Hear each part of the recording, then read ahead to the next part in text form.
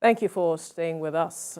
Now, with rising costs stretching household budgets, organized labor in the form of the Nigeria Labour Congress and Trade Union Congress has now declared an indefinite strike from the 3rd of October to press home their demands for a living wage in the aftermath of petrol subsidy removal.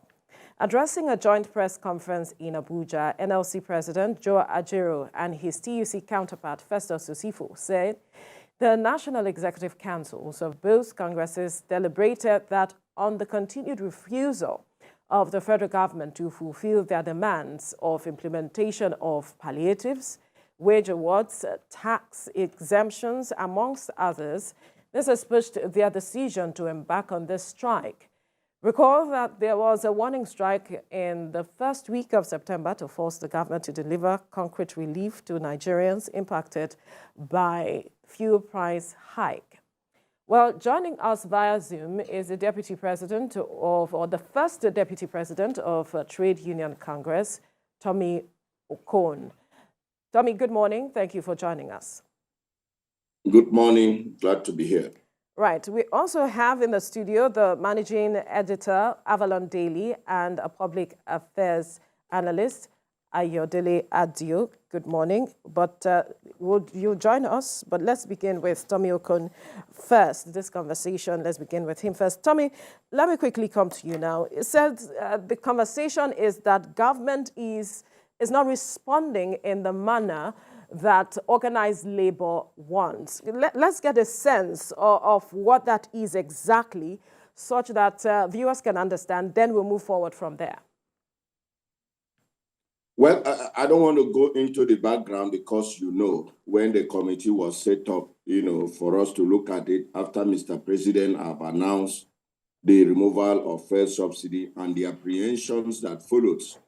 But, after that series of meetings here and then, and Mr. President came up and then made announcements since August that there's going to be palliatives, which the workers were happy and the nation was in high that there's hope.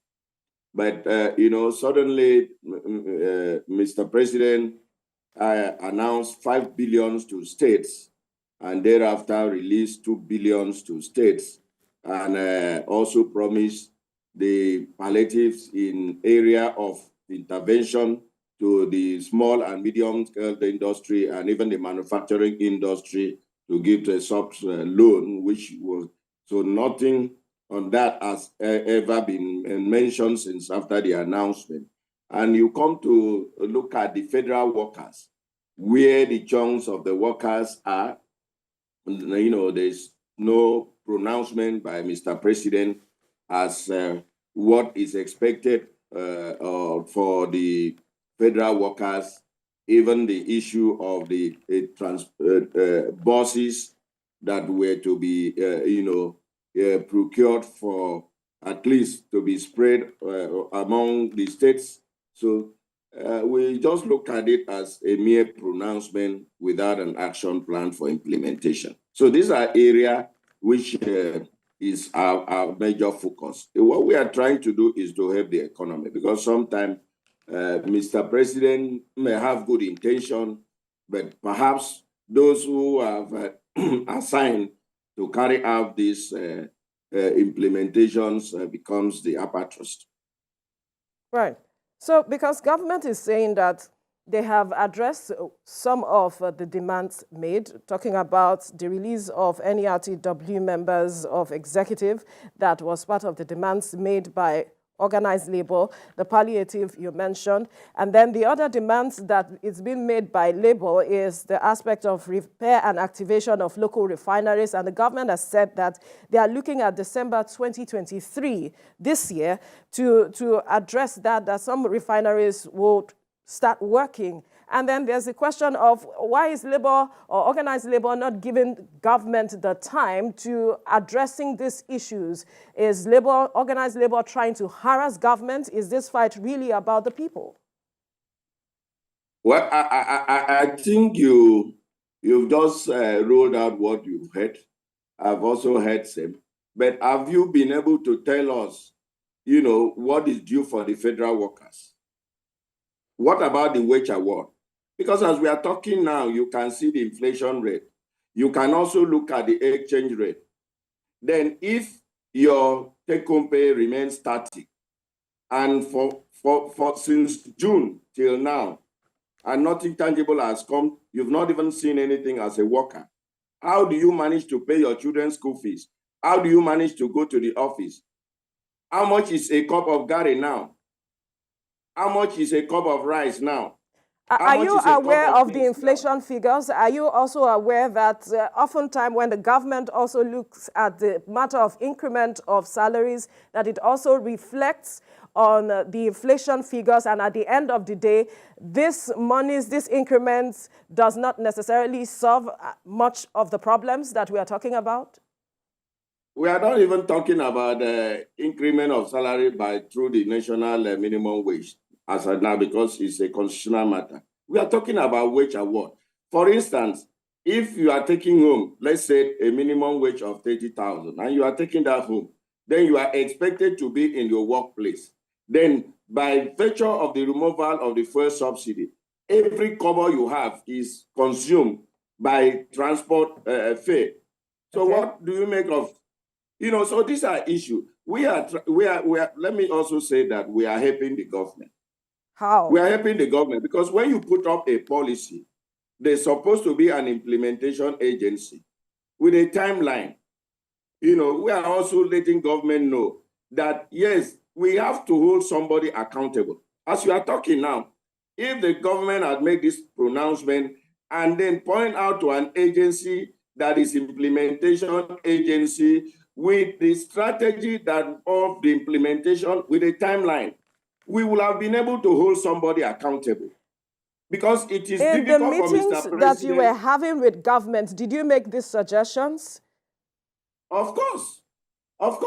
Because you see, the good thing about policy, yes, we look at it and we also give the gestation period.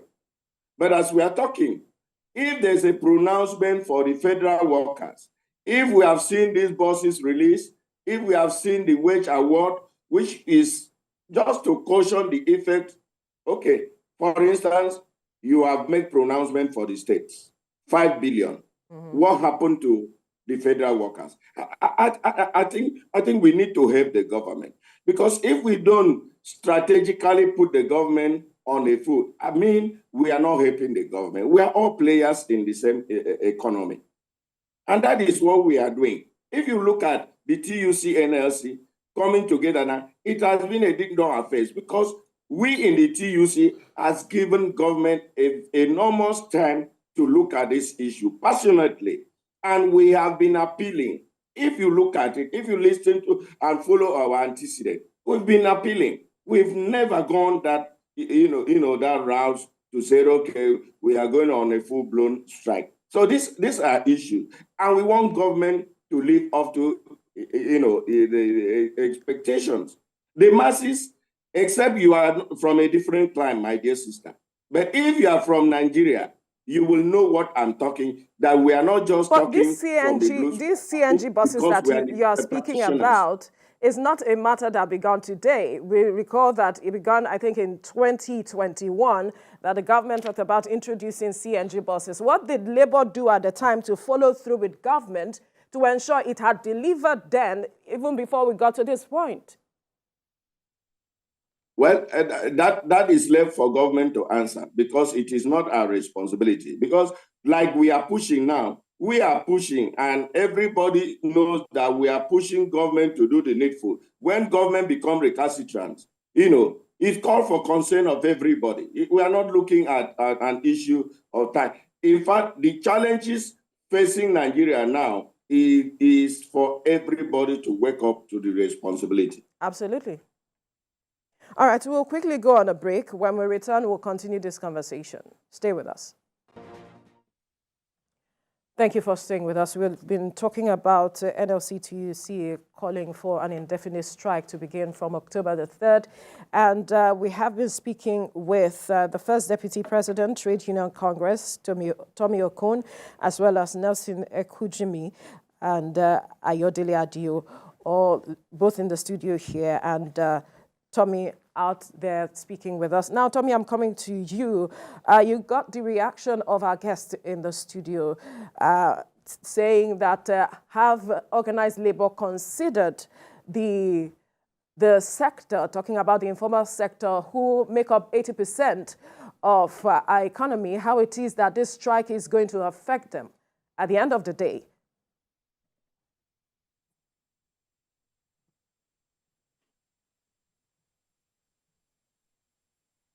Tommy, can you hear me? Yes, I can hear you loud and clear. Right. I want to get your reaction to some of the statements made in the studio here, especially with regards to the fact that 80% of those who make up the economy, talking about the informal sector, were they put into consideration with regards to this strike, how it is that they look forward to the daily income they make to survive? Thank you very much. Let me commend the first speaker. He's been very objective. Right. I want to say that the strike is not all about federal workers. That is the impression I need to correct. It's about all. It's about Nigeria. Because like the informal economy you are talking about, informal economy thrive when, you know, the workers have the purchasing power, you know, to inject into the informal economy. And we have also made mention of the small and medium scale, which Mr. President has graciously announced what will be injected into the informal economy. And we've also talked about the manufacturing industry, which Mr. President has also graciously come up with a palliative that will caution. But what we are talking about is releasing this to the informal economy, releasing this to the manufacturing industry, and also meeting up with it. What makes me mention the federal workers is that among the palliatives so far pronounced, there's no pronouncement to that effect as it affects the federal workers, which me and you will agree to that. I want to agree to the fact that the major is when you have transportation, whether you are operating from the informal economy or the formal economy, you need transportation. You need the buses to go to the place. You need this vehicle to take you to even buy the goods. And if the prices of these vehicles are high, the goods and services also going to be high. You know, these are issues we are looking at. I agree into that, you know, it's not all about how much do you have, but then for the workers, there's need for us to have the wage award. It's not a rocket science. These are reality, because if you look at what is happening in the economy today, like I said, except somebody is from another clime, we are also working to help the government. Like I said, because a lot of people question will say, what is the union doing? You must also appreciate what we are going through. You know, collectively, the TUC and the NLC, you must appreciate what we are going through on daily. If you say the strike is not, we have been patient with the government. Since June till now, warning strike, we've been patient. And we have also given a condition. You know, let these things be made available. For my brother that talks about the palliative to the state, yes, we have our members in, and we've also asked them to send reports state by state. At appropriate time, all those ones will be made public. Don't also forget that it is in embassies, because some states may want to tie it to political consideration. Whereas the good intention of Mr. President is that this palliative to the states, even the food, the grains that were released to the states are not on the party settlement.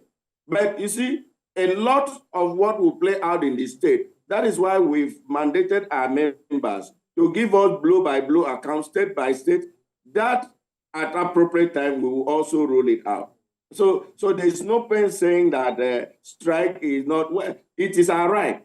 And it is a consideration we have put in place, you know, taking every other aspect of the economy into consideration. The only way, if that is what the government will listen to, why not?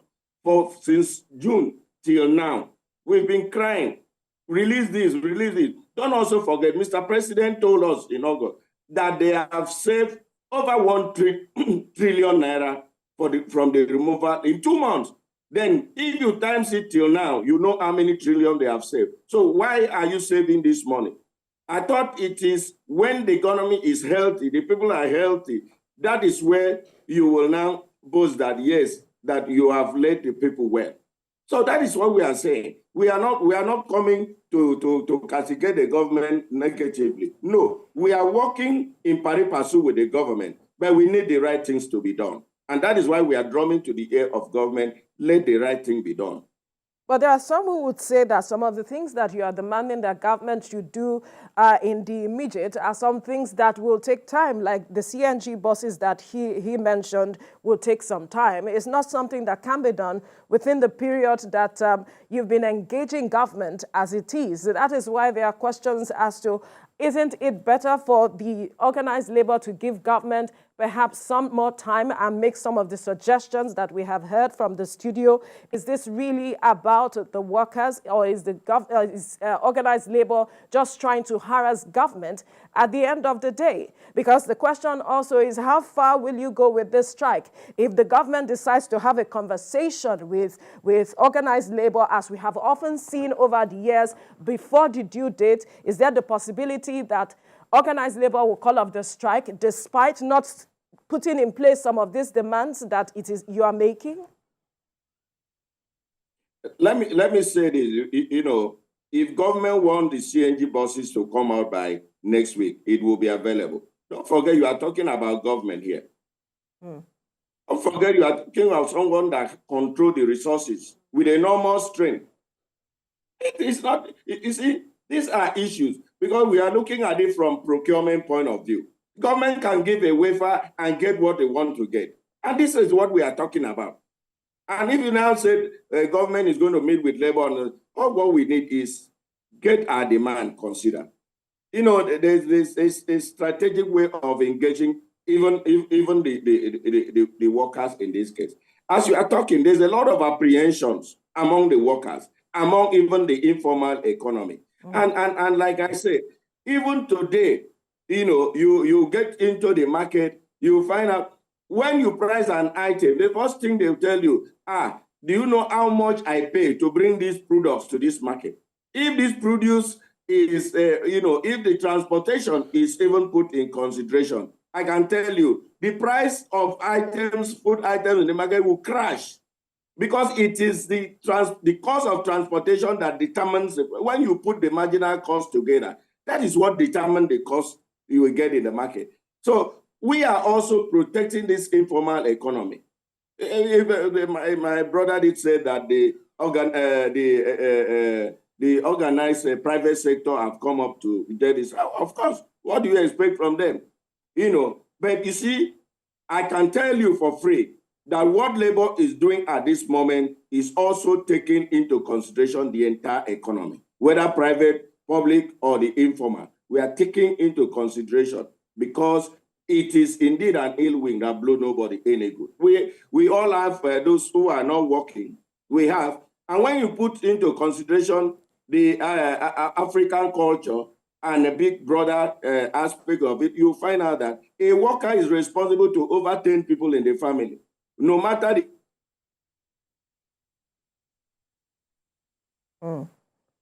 Tell me, as soon as you can, please would like for you to, that thought I'd like for you to, just wrap it up so we understand the direction you were going. There's also the aspect of persons asking that perhaps labor should look at other means of addressing some of these issues as against, calling for a strike, indefinite strike at that, and knowing how it hurts the economy. Perhaps the labor can begin to look at using the instrument of the law, going to the courts to addressing some of these issues. Yeah, but why I'm laughing is we're not serious in this country. We're not serious people. And I say this because I looked at the Senate screening yesterday, and I saw senators speak about the initiatives of the former CBN governor and how they wasted national resources. And when we were shouting at the time, there was convenient silence in the Senate. And suddenly they realized that those policies were demonic. Suddenly they realized that the people's resources were being wasted and frittered away at the time. Listen, when people say that they want to hold their government to account, and I think the Nigerian government must even show some appreciation. And I say that because the argument today is not whether you should remove subsidy or not. No, it's accepted, right? Yeah. So the Nigerian people have considered that much, that we have looked at the numbers, and it's clear that the government does not have the funds to fund this huge subsidy payment. The only conversation now is, what are you going to do to cushion the effect for the average And worker? the government has put and that that's forward. The conversation. No, and I'm saying that, Chile, the GDP per capita in Chile is $18,000. The GDP per capita in Paris is over $50,000. The GDP per capita in Hong Kong is $40,000. Your GDP per capita is just $2,000. San Diego in Chile were on the streets to protest for 2 months because of a 4% increase in public transportation. That's a rich city. France, have been on the streets for over 3 months because of a minimum retirement age. So I'm saying that rich countries are even making serious demands on their government, even for things that you and I will not even notice. If they increase public transportation by 5% in Nigeria, who notices? We go. So my argument is, if people say that this is how they want to hold the government to account. Are you not part of the people? It's not. No.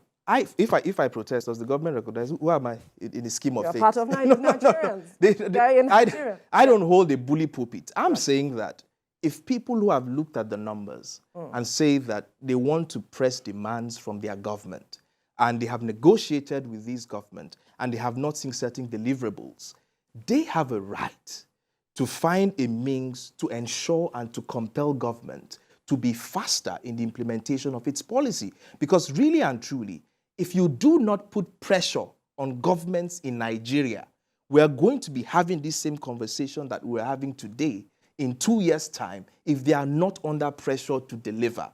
And history can prove that right to you. So my argument is... the issue is, how far has strike taken us? Has it really brought pressure? Really, how many strikes have you had? On government? No, let's be honest. How many strikes have you had? Over the years. No, but how many strikes have you really had from the labor in Nigeria? How many? Really and truly. In fact, the most successful strikes in Nigeria, incidentally, were done by the people in power today. Right. So how many strikes really can we truly say, except maybe for the university ASU strikes? Aside that, how many strikes really do people go on the streets on wages for? So we really have not.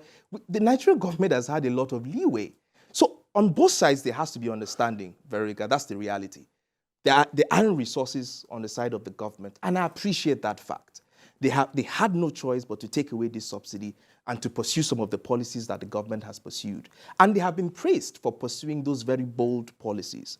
But on the other hand, the president himself has said they have saved over $1 trillion, isn't it? I didn't say that. The president said that. So if you've saved over $1 trillion, the laborer are asking, okay, where are the, in quotes, inverted commas, palliatives that is supposed to drop down public transportation and food prices? These are the only 2 factors that I am personally invested in. The market women that we talk about, or the people in the informal sector, it is you that is going to buy from them. If your wages shrink, you are not going to have enough to spend on consumption. So it's one big economy. And something has to give for us to move forward. Because if there is no spending power, the people in the markets are going to starve. And we're also saying that if we go on this path, we are also going to have some huge impact on the economy. No, the conversation is not strike or not. The conversation is about ensuring government does its part to ensure that you and I have a better economy in 2-3 months from now. Right? So I think that's what should be the focus of the conversation. Right. Tommy, are you there? Yes, I'm there. I want to thank the last speaker on this. I've said earlier, very objective. We have to be reasonable. And if we meant well for Nigeria and we want to help this government, we want to really, do it in the way we feel the government will be, at the hot seat. So have organized labor, let me quickly ask this question. Has organized labor thought of using, prosecuting some of its struggles by using the instrument of the law? When you say using the instrument of the law, is strike not an instrument of the law? It's our right. Let me say this for emphasis. Let me say this.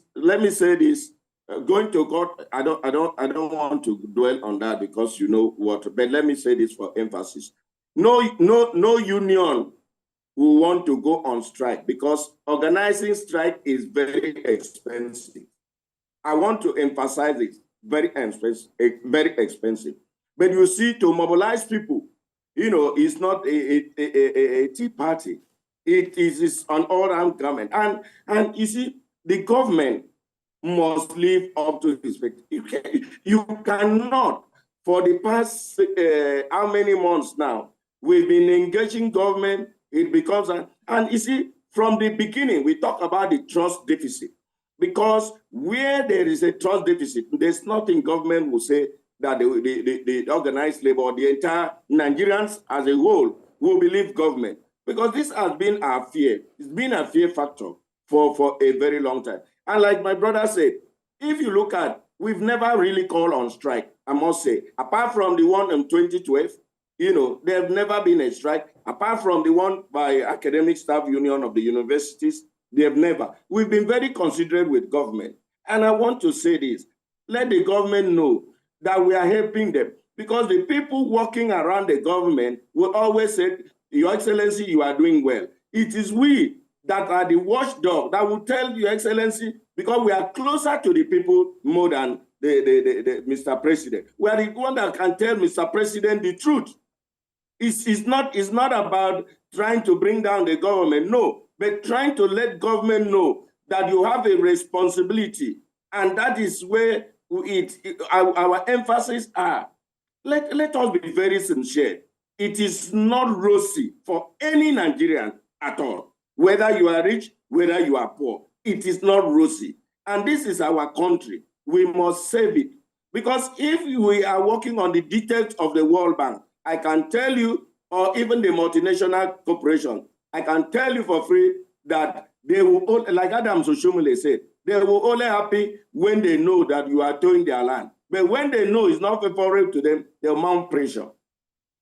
Have you forgotten that we've just seen a few days ago that over 17,000 people will be jack off the payroll? I'll come back to this issue of going to the courts, filing an action in court. You said you don't want to touch on it, but we must understand why.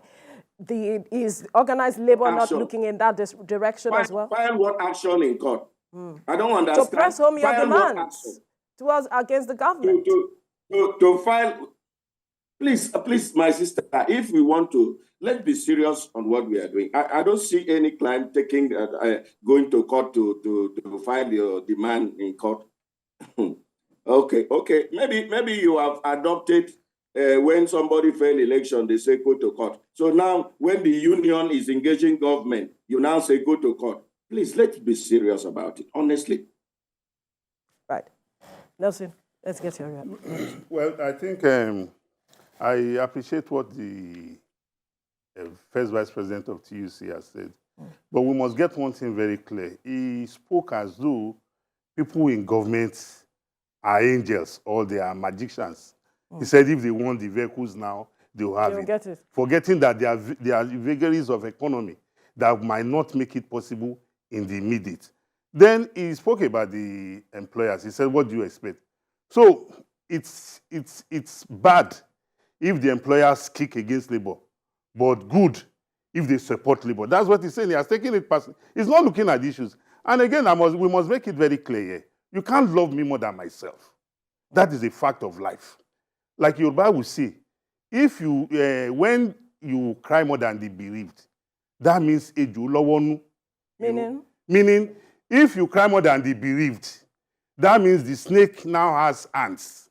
There's more to it. So the issue at stake is that we are not asking labor not to hold government accountable. Right. But we are saying labor should face the economic realities that stares us all in the face of which we are all passing through. And it is that as much as, we talked about the wage of the working class, that it, affects the informal sector.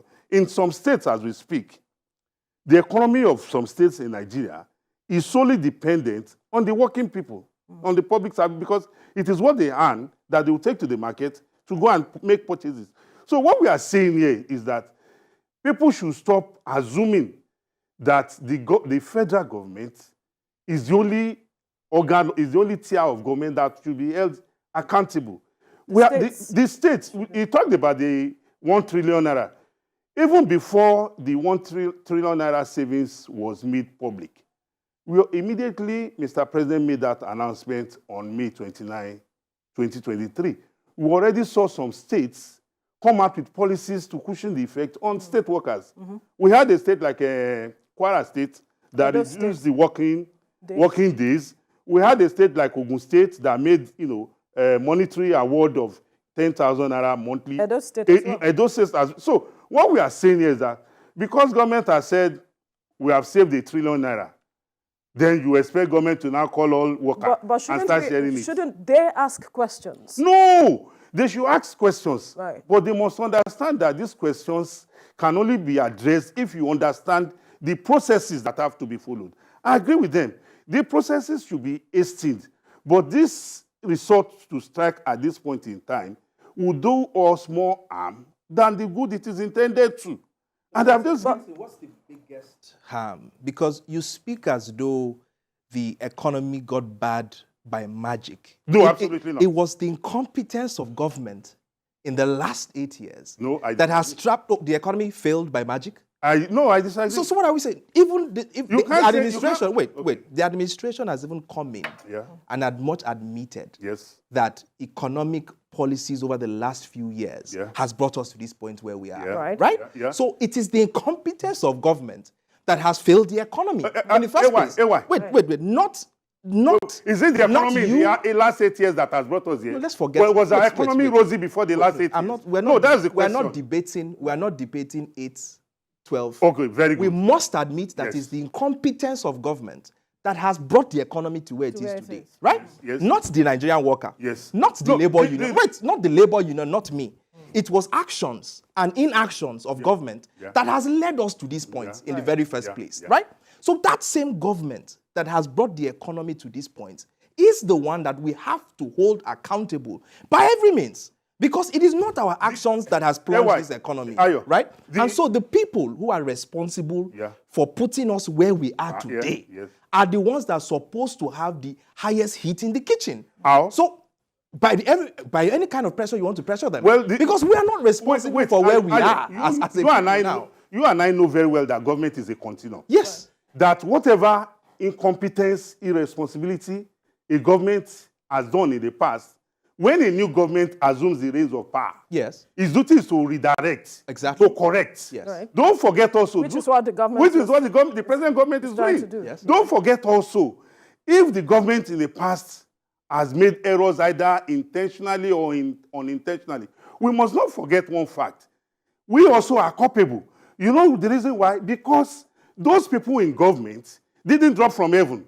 Yes. They are members of our family. And even when you are talking about the working class people, the people in government are also the working class as well. I hope you know. So if the people in government are failed in their responsibility, it is our duty at all. We also, as citizens, we must also share part of the blame. It is because we didn't put their feet to the fire.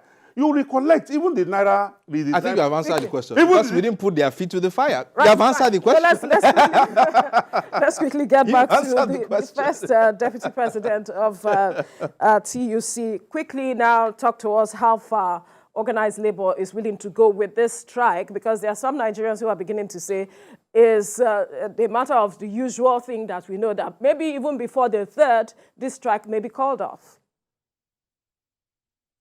I want to thank the two speakers. We have very limited time. We have just 2 minutes.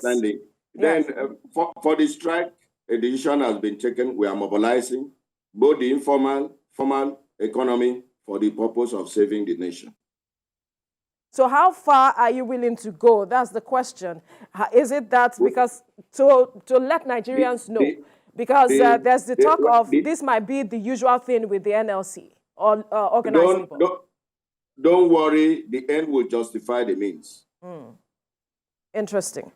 Thank you, Tommy Okon, First Deputy President, Trade Union Congress, for your time on the program. Gentlemen, let me quickly come back to you. Thank you very much. Yes, Ayo, just have some seconds for you. Your final word on this conversation.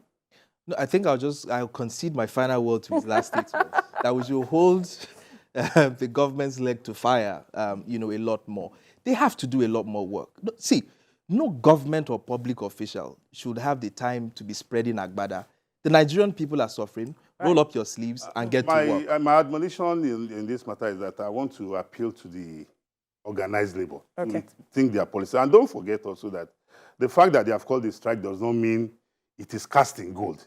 They can still, be appealed to, and, they might see reason to do otherwise. All right, Nelson Ekujimi, Executive Director, Center for Social and Economic Rights. Thank you for your time, as well as Ayodele Adiu of Avalon Daily. Thank you for your time as well.